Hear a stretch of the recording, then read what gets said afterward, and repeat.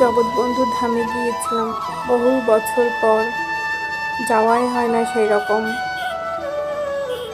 সেটা না ভগবান চাইলেই যাওয়া হয় সেখানে, তাছাড়া কোনোদিনই যাওয়া হয় না।